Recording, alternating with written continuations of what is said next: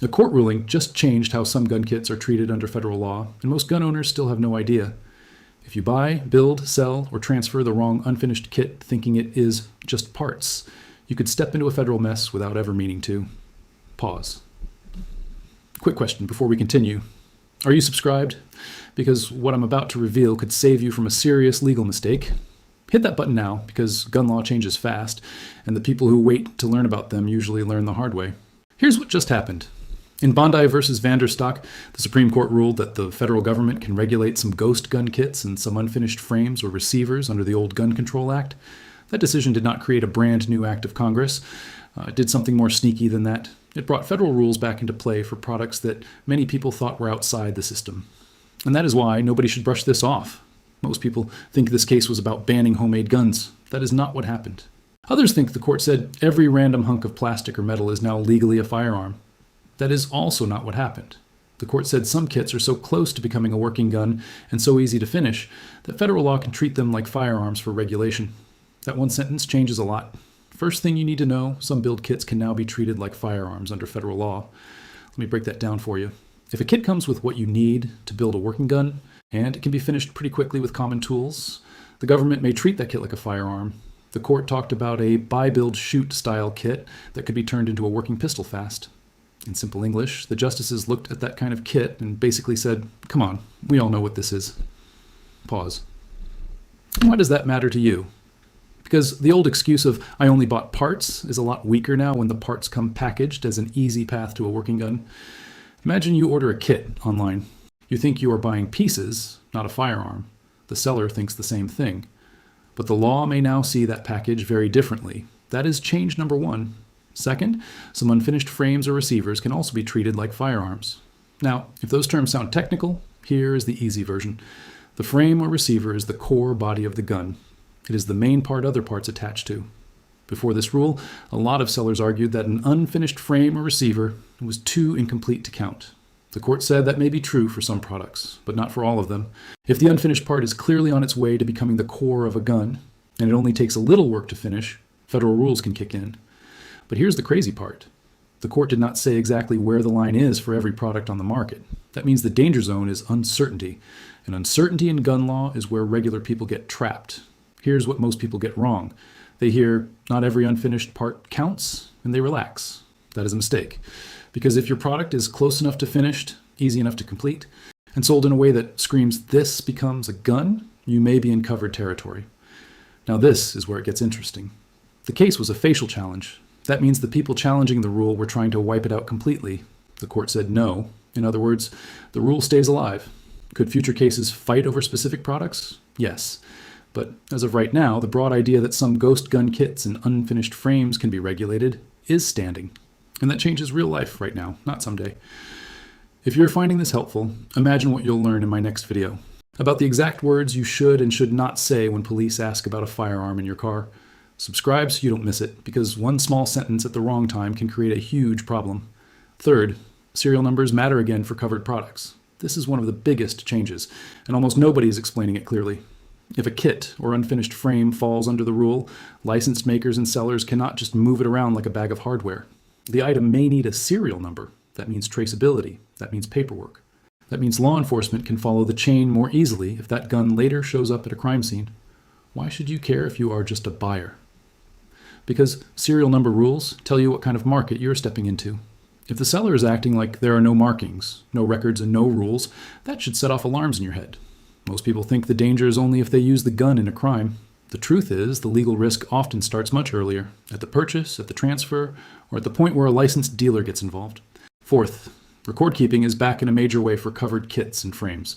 That means licensed dealers and manufacturers may have to keep records of who made it, who sold it, and where it went. Let me explain why this matters. A lot of hobby-minded buyers live in a simple world in their heads. Cash deal, kit on the bench, weekend project, done. But federal law does not always care about the story you tell yourself. It cares about the category the product falls into. If the product is covered, the paper trail matters. Here's a hypothetical example to explain this. Let's say your friend buys an unfinished frame from a seller who should have treated it like a regulated item. No serial number, no real record. A year later, that gun ends up stolen. Then it turns up after a crime. Now everybody starts asking hard questions. Who sold it? Was that sale lawful? Should that item have been marked? Should a background check have happened? That is how a parts purchase can grow into a legal nightmare. Fifth, background checks can apply to covered ghost gun kits and unfinished frames when sold through licensed channels. This is the part that shocked a lot of people when the rule first came out. And now the court has allowed that system to stay in place. If the item is treated like a firearm, then the sale may need the same kind of background check rules you would expect for other firearms through a licensed dealer. So if you were relying on the idea that buying a near-complete kit lets you skip the normal process, that path just got a lot narrower. Now, quick legal note, this is educational information, not legal advice. Always consult an attorney for your specific situation. And please hear this next part carefully. The court did not say every hobbyist making a firearm for personal use at home is automatically a criminal. Don't let people scare you with that. But it also did not give a free pass to everyone selling or buying near-complete kits. The real lesson is this. The closer the product is to a working gun, the easier it is to finish, the more careful you need to be. Hey, 73% of people watching right now aren't subscribed. Don't be part of that group. Join the people who get these updates before the panic starts. Click subscribe, because staying informed is a lot cheaper than hiring a lawyer later. Now let's talk about change number 6, and this one hits businesses hard. Federal firearms licensing rules matter more again for people making or selling covered kits and unfinished frames. If you are in the business of dealing these products, you do not get to hide behind word games forever. You cannot just slap "not a firearm" on the box and assume that solves everything. If the product falls inside the rule, licensing obligations can come with it. Why is that important for regular viewers? Because your legal risk often depends on who sold you the item and how they handled it. If you buy from someone who ignores the rules, you may think that helps you. It can actually put you in a worse spot. People love shortcuts until the shortcut becomes evidence. Now, this is where nobody's talking about the 7th change. If a licensed dealer takes a privately made firearm into inventory, that gun may have to be marked within a set time, usually within 7 days or before transfer, whichever comes first. In simple English, once a homemade or privately made firearm enters the license system, the rules get tighter. That surprises a lot of people. Imagine this. You built a firearm for personal use. Years later, you bring it to a licensed shop for sale, trade, or transfer. You may think, it's mine. I built it legally. No big deal. But the moment that gun touches the licensed market, the legal treatment can change. That is the part many gun owners miss. The hobby world and the dealer world are not the same world. But wait, there's something even more important. This case did not settle every gun issue in America. It did not strike down assault weapon bans. It did not rewrite concealed carry rules. It did not cancel your state permit. It did not make every unserialized object illegal by itself. And it did not answer every question about every unfinished receiver on the market. What it did do is keep a powerful federal rule alive and confirm that some products once sold as just parts can be regulated like firearms. That means your biggest mistake right now would be overreacting in one direction or relaxing in the other. Don't tell yourself, everything changed, so I'm doomed. That's wrong. But also don't say, nothing changed, this is all clickbait. That's wrong too. The truth is right in the middle, and that middle is where law-abiding people need clear information. Have you ever wondered why gun cases feel so confusing now? Here's why.